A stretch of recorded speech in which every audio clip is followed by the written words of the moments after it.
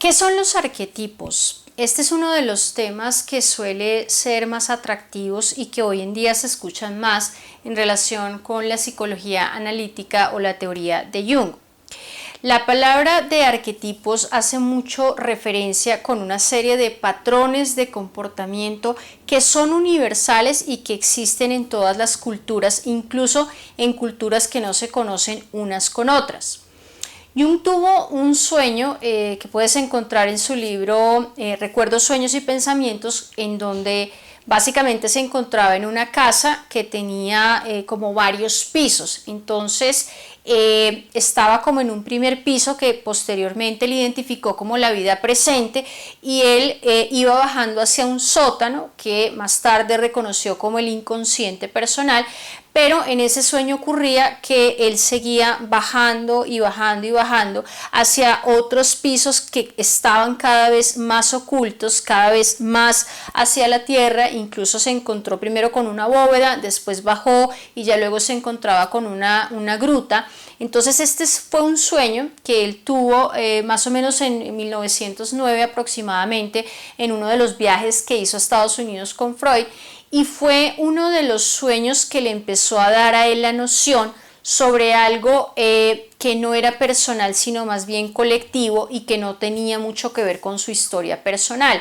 Entonces, a partir de este sueño es el punto en el cual Jung empieza a contemplar al inconsciente colectivo, es decir, a una parte de nuestra psique que es muy profunda, así como este sótano y estas grutas que fue viendo en el sueño, que se encuentran muy inconscientes, son muy profundas, pero que a su vez no tienen tanto que ver con nuestra historia de vida como con ciertos patrones y ciertas, digamos, herencias de la humanidad.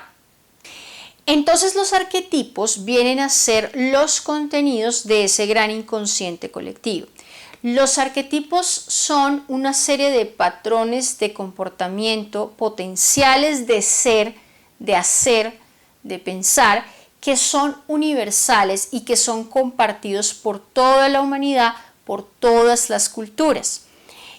Aquí, por ejemplo, podemos verlo en lo que es la mitología, en lo que son los cuentos de hadas, que nos presentan ciertas situaciones que son típicas de la humanidad y que tienden a ser fijas, que tienden a ser estables y a permanecer, porque digamos que ellas mismas son las que van estructurando lo que nosotros entendemos hoy como la humanidad y cómo es que ella funciona.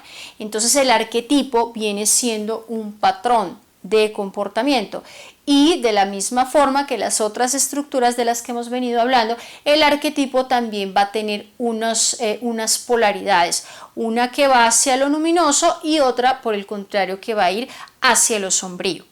Los arquetipos tienen unas tendencias que son fijas y tienen a su vez unos opuestos, una polaridad. Entonces vamos a ver la expresión de un arquetipo tanto luminosa como sombría. Importante también saber que los arquetipos carecen de forma, sino que se van expresando a través de nosotros como seres humanos, y también se expresan en lo que son las imágenes. Muchas veces, por ejemplo, las personas confunden a una imagen arquetípica con al arquetipo. Entonces, por ejemplo, cuando hablamos de los dioses, porque en Jung el tema de la mitología es un tema muy importante, pero muchas veces lo que sucede es que se confunde al dios de la mitología con el arquetipo. Entonces muchas veces podemos hablar como, por ejemplo, podemos hablar del arquetipo de Deméter, y resulta que Deméter no es el arquetipo como tal. Deméter es una imagen a través de la cual se expresa, por ejemplo, el arquetipo de la madre. Entonces es muy importante no confundir lo que son figuras arquetipales o imágenes arquetipales con lo que es el arquetipo en sí, porque, como te reitero, el arquetipo carece de forma, simplemente nos habla de unas tendencias, ¿sí?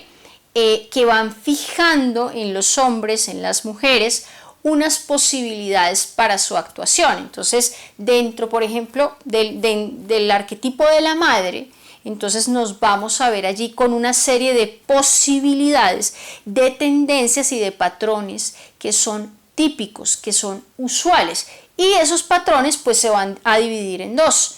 En el arquetipo de la madre a nivel de sombra o en su parte oscura, y el arquetipo de la madre en su aspecto mucho más luminoso, que vamos a decir es el aspecto más nutricio, amoroso, cuidador.